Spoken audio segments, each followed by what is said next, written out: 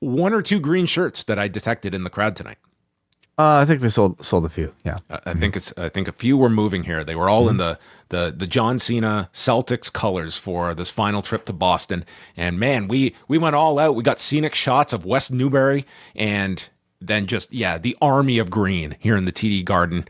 And man, there's nothing that Paul Levesque likes seeing better than green. And he is in the midst of the ring to talk about this magical time. A magical time when there are few things that people agree on. It's like, oh, are we going to get into a political discussion here? He then called out Zoran Mamdani. He didn't bring up Tylenol, did he? RFK Jr. I'm sure he was going to come down here to talk about differences that people see. So he says that there are different opinions of who the greatest is, and there's all these different categories of which you can judge them. I mean, this guy just got his observer ballot in over the weekend, you could tell. And they're all subjective, but I can see it from all different perspectives as talent, promoter, businessman, and fan. Fan? When was the last time this guy bought a ticket to a show? Get out of here. A fan. Well, I'm sure he's bought. I'm sure he owns every John Cena Last Time Is Now shirt. I'm sure he's got a big collection. That's the funniest part. These guys that could afford to buy thousands of these, they would get the comp shirts at the end of the night.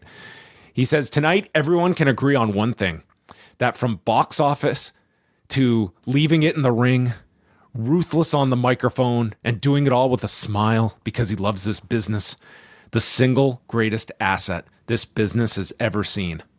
Is that going to fit onto a shirt? The single greatest asset this business has ever seen. Might be a trench coat. He is the one and only, the greatest of all time, John Cena. And out comes Cena. This place exploded as he came out. Cena thanks the fans. He said, my goal was to leave this business better than he found it. To leave this place. More entertainment to their fertile ground. That was what he was trying to convey to everybody. Yes. Okay. And yes, he has left this place on fertile ground. And he explains that Saturday night's main event next month will feature exhibition matches involving main roster talent against the best from NXT so that we can pave the road ahead. And he wanted to come to Boston one last time. And so it's a WWE versus NXT, like a main roster versus NXT show. Yeah, that's what this sounded like. I mean, for at least a couple matches. I mean, you're probably only going to have like 4 matches on this show, tops. I mean, that's interesting. It makes sense because, I mean, NXT PLEs are also, I mean, at this point, the only other feature you're getting on Peacock, plus the archives for a few months. Yeah. So he wanted to come to Boston one last time, and he talked about going to the Boston Garden for his first WWF show, which they censored. What? Oh, WWF. He said WWF and they censored it. So, first part of this, I mean, obviously, crowd was going nuts here, and he gets interrupted by Dominic Mysterio. I mean, we are getting this recap through the John Pollock filter. I'm not being sarcastic. I thought it was a hell of an intro from the back, I just said it like they're going nuts. I thought this was great. Like you think so little John, of my through opinion. John, it sounded like it was like, like a Saturday Night Live sketch or something. But I actually thought it was a hell of an intro from Levesque. Like, I mean, very, like, felt almost like it was a Hall of Fame type of introduction. I mean, but you did it better, of course, John. Well, I mean, Paul was number 3 in terms of the participants in this segment, because out comes Dominic, who might have been number 1. He complains about his celebration being interrupted last week by his deadbeat father and said, I'm the one that interrupts celebrations involving old men, as he looks at Cena.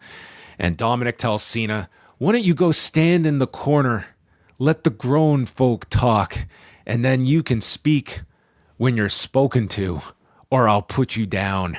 And this crowd is just livid. And Cena explains that on this night, in this place, I am invincible.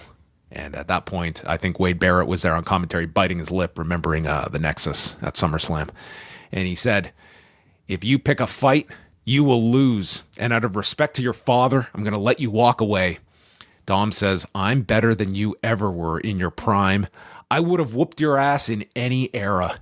And in comes Paul, the official matchmaker now of Raw, usurping Adam Pearce, and suggests they do it right now for the Intercontinental title as the place goes wild. Yes.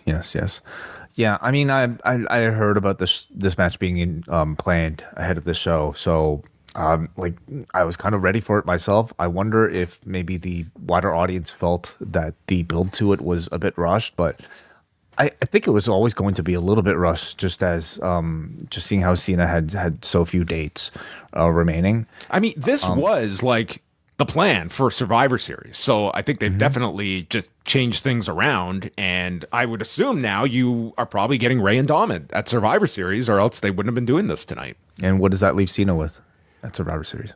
Probably defending this title. Just you don't know against who.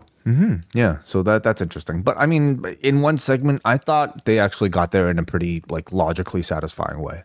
Yeah, I mean, the crowd was just, it was incredible for, like, the first 40 minutes of the show is John Cena, because we go into the match, and Dom tries to jump him during the introduction and gets thrown into the steps, and we got several counters to the AA by Dom.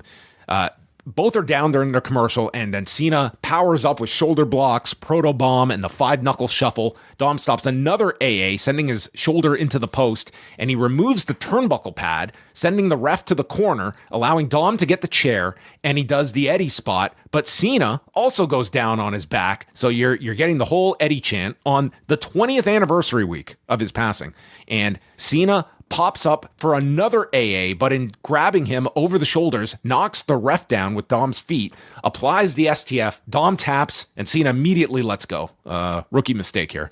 And Dom goes to get the belt, Cena ducks, hits the AA, and then ref Eddie Orango sprints down, not quite Charles Robinson speed, but close to it, and big near fall. Audience is losing its mind. And Dominic recovers for a 619 frog splash, but Cena just powers up into the AA and he pins Dominic. 14 minutes, 55 seconds to become the Intercontinental Champion. And he thanks Boston because the champ is here. Yeah. And luckily they had Pyro already loaded up just in case this match took place, and just in case this title change would happen out of this match that was just poof out of Paul Levesque's mind.